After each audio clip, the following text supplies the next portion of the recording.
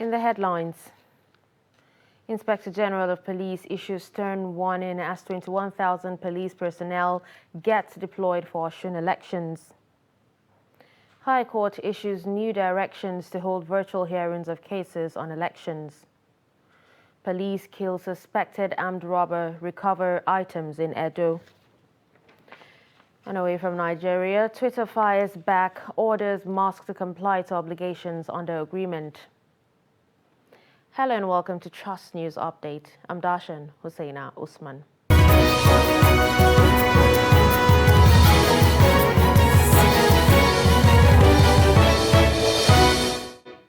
And now the news in detail. The Independent National Electoral Commission says it has relocated the polling units situated in controversial areas ahead of the governorship election in Osun State. INEC resident Electoral Commissioner in Osun, Professor Abdulgani Raji, disclosed this on Tuesday at a stakeholders meeting organized by Electoral Umpire Oshogbo, the state capital.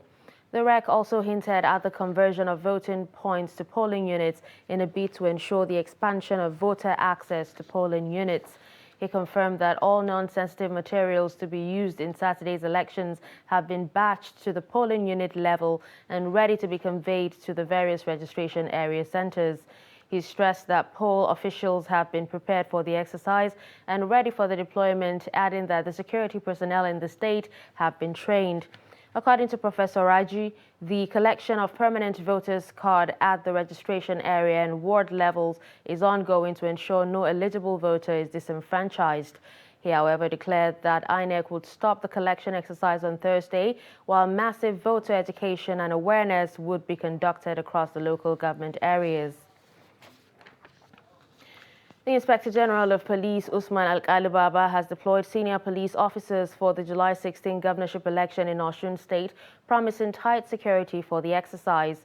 According to him, the police will not hesitate to arrest and prosecute anyone found wanting throughout the period of the exercise to be conducted by the Independent National Electoral Commission. He gave the warning on Tuesday at the stakeholders meeting organized by the Electoral Umpire in Oshogbo, the state capital. He also said 21,000 security personnel have been deployed for the governorship election. This deployment, according to the IGP, is not meant to intimidate law-abiding citizens, but tame undemocratic moves. He assured eligible voters to go out and exercise their franchise without fear, saying the 332 wards of the 30 local government areas of the state would be well secured. Chances of Labour Party winning 2023 presidential election appear slim, going by lack of structure and needed national spread. An Abuja-based political commentator, Jide Ojo, said this while featuring on a Trust TV flagship program, Daily Politics, on the emergence of running mates to presidential candidates of the party. Trust TV's Shafiu Suleiman reports.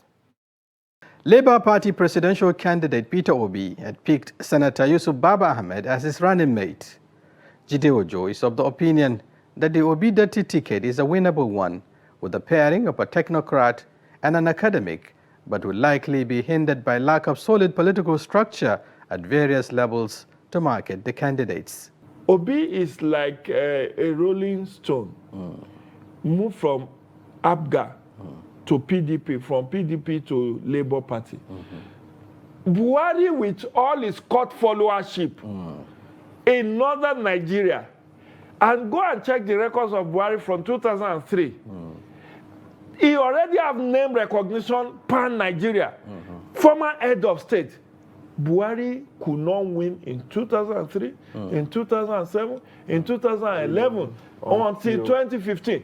Why did he win in 2015? The structure that we are talking about. Speaking against the backdrop of monetization of Nigeria's electoral space and presence of two powerful and rich politicians as presidential candidates of the ruling party and the major opposition party, Ojo said this will further jeopardize the chances of the emergence of a new political powerhouse.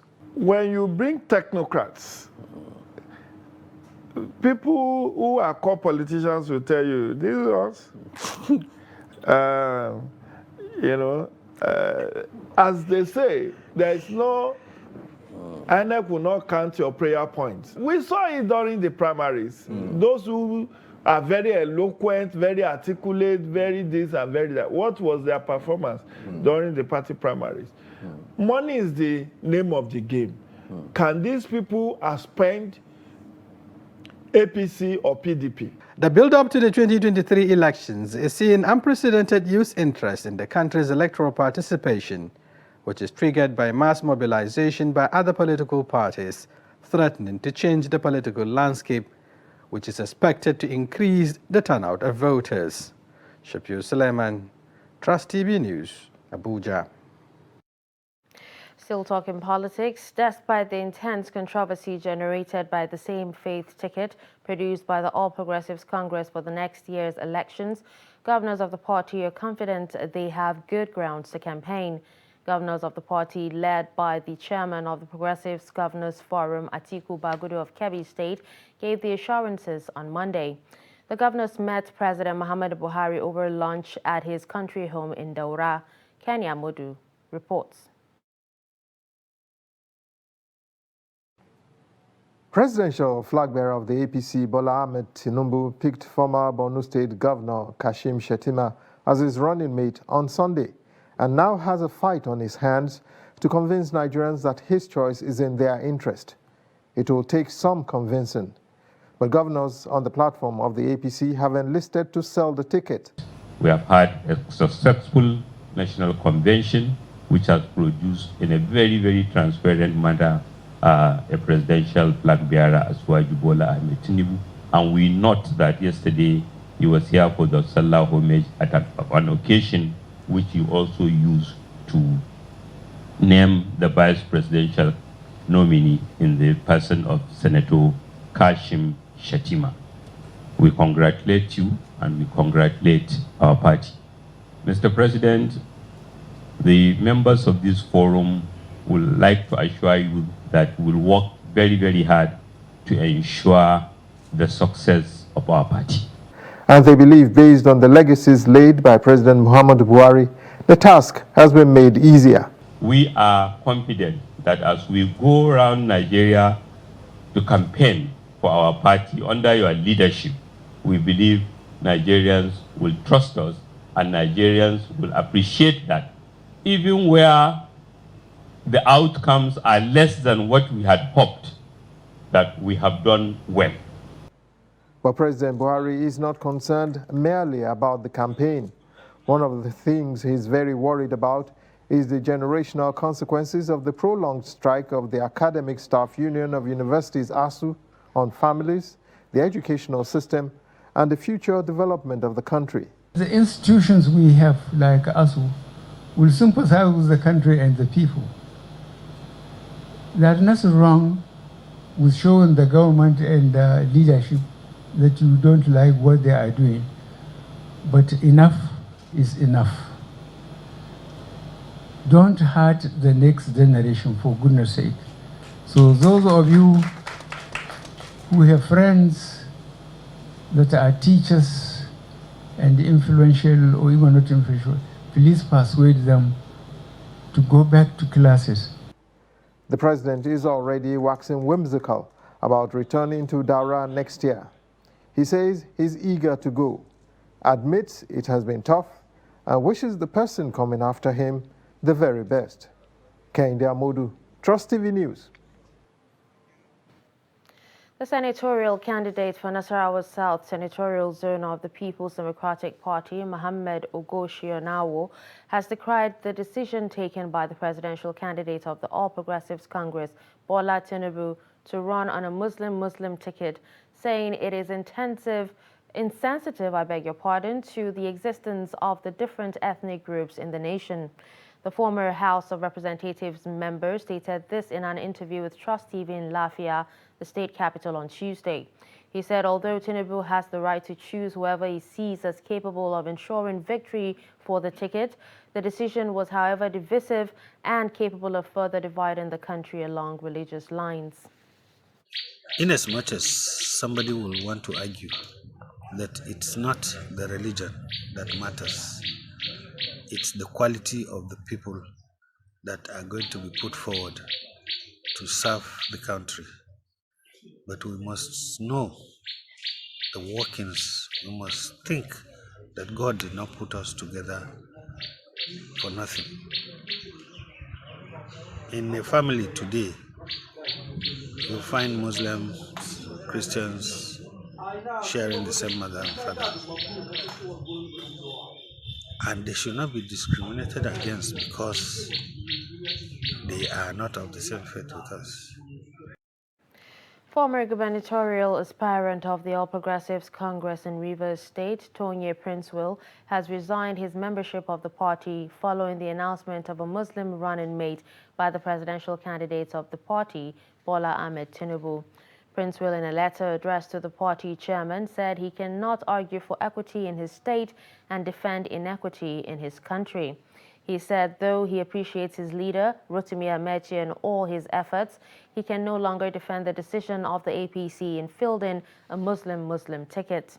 He warned that the move by the party has set a dangerous precedent and described it as insensitive to believers of other faiths in the country. The Akwa Ibom State Police Command said its operatives are on the trail of a roadside patrol dealer in the university town in Oru Kanam local government area of the state. Police Public Relations Officer in the state, Odiko McDon, explained that the suspect was declared wanted for setting a 200-level student ablaze. It was gathered that the victim had bought petrol worth 500 naira from the suspect and later discovered it was adulterated when it failed to start his generator. He was reported to have returned the petrol to the seller and demanded a refund of his money from the suspect, an action that resulted in an argument between them, which led to the suspect setting the victim ablaze. The victim was later rescued by villagers, students, and the vice-chancellor of the university alerted. The Edo State Police Command says its operatives have killed a suspected notorious armed robber in Benin City. The Deputy Police Public Relations Officer, Edo Jennifer Iwegbu, disclosed this in a statement on Tuesday. The command spokesperson explained that the divisional police officer in charge of Ugbo division received a distress call about an armed robbery operation. The police responded and were engaged in a crossfire with the suspects. According to Iwegbu, the police operatives overpowered the suspects, killed one of them, and recovered some items, including a pump-action gun and 5 live cartridges. The Federal High Court has issued new practice directions that allows for virtual hearing of cases and electronic service of notices on lawyers. This is to provide a fair and impartial and expeditious determination of pre-election cases. The new practice directions, which was issued by Chief Judge of the Court, Justice John Oho, forbade judges from granting more than 2 adjournments to any party in an election dispute. It also provided that interlocutory issues touching on the jurisdiction of the court shall be suspended and delivered at the stage of final judgment. You're watching Trust News Update, coming up after the break. Barricades seen as property owners protest non-payment of compensation. Do stay with us. As the 2023 elections draw near, remember, evil prospers when good men and women only wish for peace, but never take a step to make peaceful elections happen. Are you a father? Are you a mother? What are you saying to your children as elections approach? Have you warned them not to let themselves be used to cause violence? Have you explained to them what the consequences of electoral violence might be? Do your part to make peaceful elections happen. Talk to your children.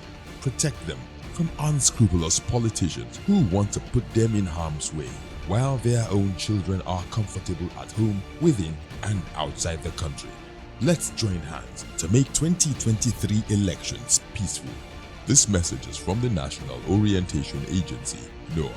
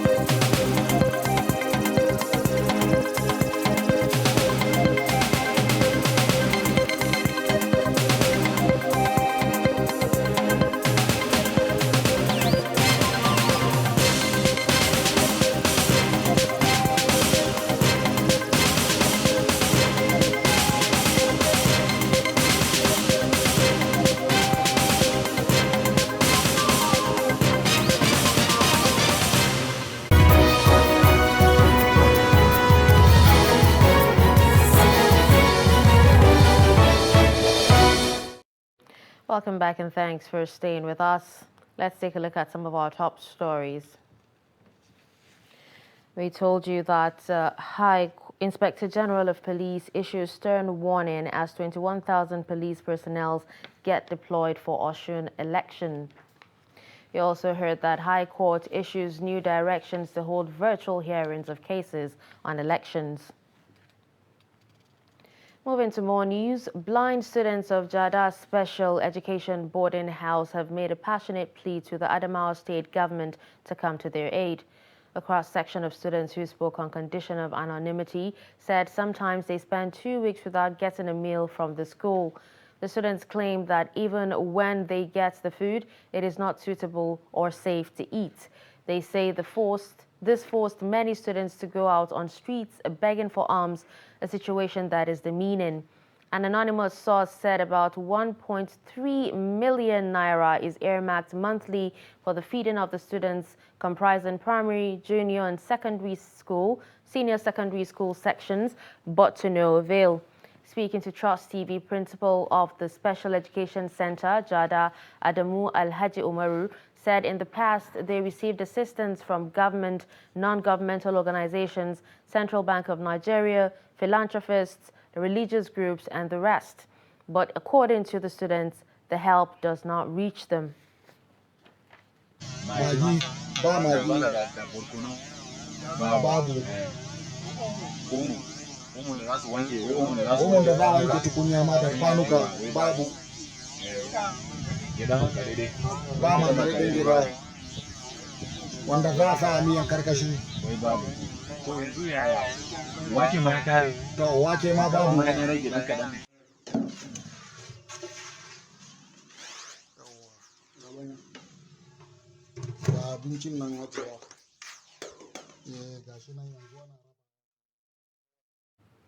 Property owners whose buildings were demolished by Osun State government during road construction 9 years ago, Monday morning barricaded the entrance of the Osun State government house in Osogbo, the state capital, to demand their compensation.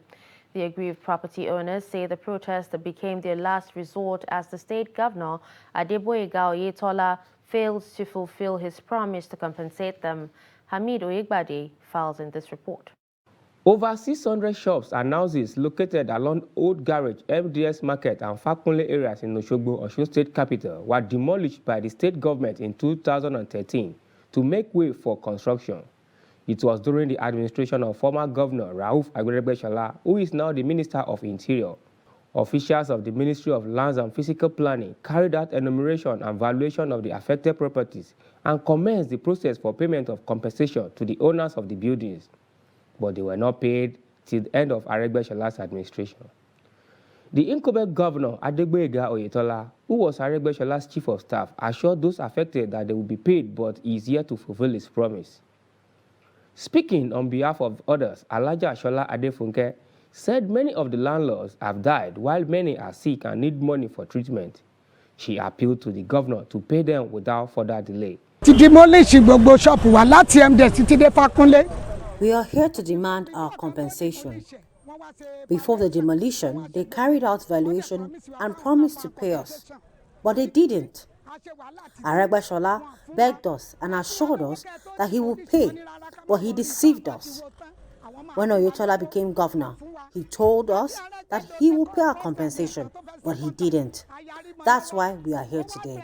Another property owner, Mrs. Funke Afolabi, said the businesses of the affected property owners suffer serious setback, adding that they are yet to recover. We are here today to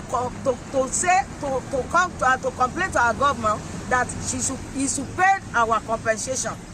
Since 2013 that they've demolished our shop, we have been waiting long enough that they should pay our money. We heard that they have made payment for Ayetoro to Old Garage, that MDS was excluded, and we want our whole money to be approved before this election, and they should pay our own money. Similarly, Ahmed Adedogun called on the state government to release their compensation money, as many of them are old and need help to survive. That is 2013, that was The government demolished our shops and houses since 2013. The former governor, Rafiu Aregbesola, promised to pay our compensation, but he didn't. His successor, Governor Yetola, assured us that he will pay the compensation. He signed checks for payment of some people around the areas of Ayetoro and excluded those of us at Old Garage, MDS, and Fakunle Axis. We want the government to pay our compensation without further delay. The Commissioner for Information in the state and his Works and Transportation counterpart, Remi Omowaye, assured that the compensation will be paid in full and appealed to the affected property owners to be patient with the state government. Away from Nigeria, a federal judge in the state of Arizona, United States of America, has blocked a state law that grants fertilized eggs, embryos, and fetuses to the same rights, privileges, and immunities available to other persons. The ruling on Monday against the so-called personhood law by United States District Judge Douglas Reyes comes as state governments across the country have sought to clarify the legality of abortion. Abortion providers have argued the law does not clearly state what would be prohibited under the law and what, if any, criminal charges they could face for performing the procedure. Still on the international scene, Twitter Incorporated has fired back at Elon Musk, accusing the world's richest person of knowingly breaching an agreement to buy the social media firm days after the Tesla Incorporated chief sought to back out of the $44 billion deal. In a letter sent to Musk dated Sunday and filed with regulators on Monday, Twitter said it had not breached its obligations under the merger agreement as indicated by Musk on Friday for looking to end the deal. Instead, it accused the Tesla chief of having intentionally, willfully, and materially breached the agreement. In the letter, Twitter said the deal was not terminated, adding, Twitter demands that Mr. Musk and other Musk parties comply with the obligations under the agreement, including the obligations to use their respective reasonable best efforts to consummate and make effective the transactions contemplated by the agreement. The company has planned to sue Musk to force him to complete the deal, a threat he laughed off on Monday when he sent a series of tweets joking about Twitter and its threat to enforce the agreement in court. Twitter is planning to file a lawsuit early this week in Delaware. In sports, Commonwealth Games organizers have barred Northern Ireland sprinter Leon Reid from competing in Birmingham following a security risk assessment. A statement from Commonwealth Games Northern Ireland said it was disappointed to confirm that track athlete Leon Reid has been denied entry to Birmingham 2022 Commonwealth Games following a security risk assessment. The 2018 Games medalist Reid was found guilty in February of allowing his flat to be used to produce crack cocaine. The 27-year-old was handed a suspended sentence and ordered to do 220 hours of unpaid work by Bristol Crown Court. Reid was named in Northern Ireland's team, but the Birmingham 2022 organizing committee has now denied him entry. And finally, Manchester City midfielder Rodri has signed a new 5-year contract until the summer of 2027. The Spain international, 26, has made 151 appearances for Pep Guardiola's side since joining from Atletico Madrid for a then-club record £62.8 million in 2019. He has won 5 major honours during his time at Etihad Stadium, including back-to-back Premier League titles. And with this, we've come to the end of Trust News Update. Don't forget to follow us across all our social media platforms. I'm Dashan Hussaina Usman. Thanks for watching.